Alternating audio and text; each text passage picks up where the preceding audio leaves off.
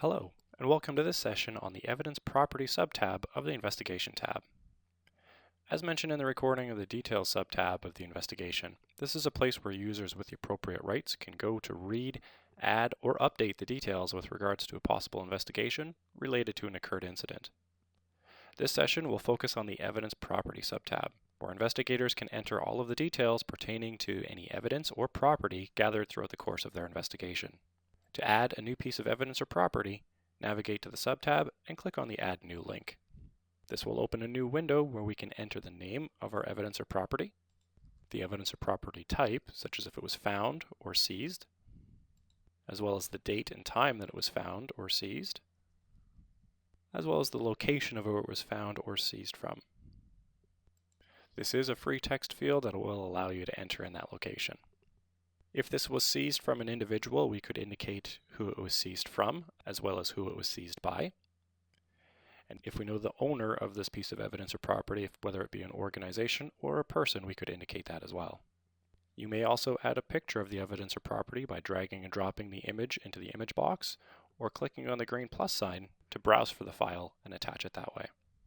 In the notes section, we could indicate more information in terms of the piece of evidence that was found or where it was found. In the Current Status section, you can update the status of the evidence at any time.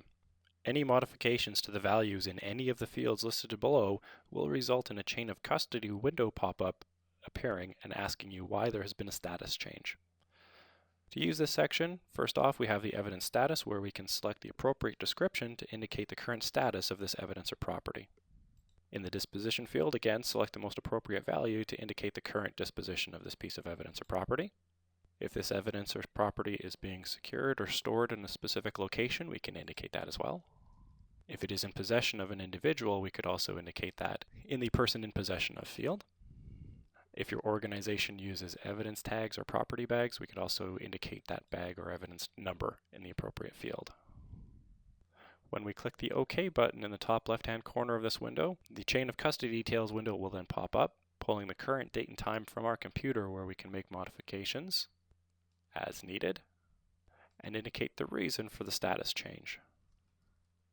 If we have a need to update that chain of custody at any time, we can select the evidence or property entry from our list and click on the Edit link. If there is a need to modify any of the details above or add information that we currently do not have, we can do so. But if we have to make a change to the current status, again, we can do this as needed.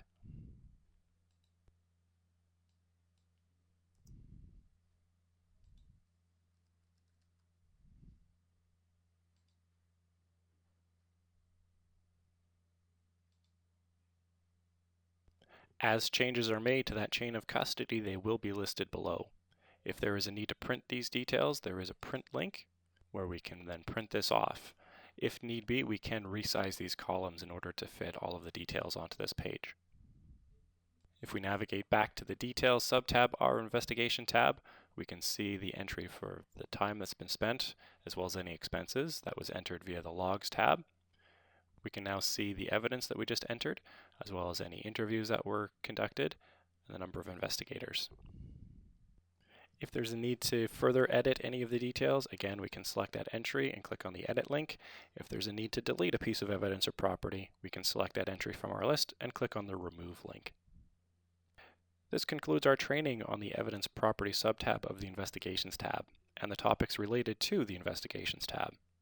The next recordings will discuss and demonstrate the Controls tab and the various subtabs.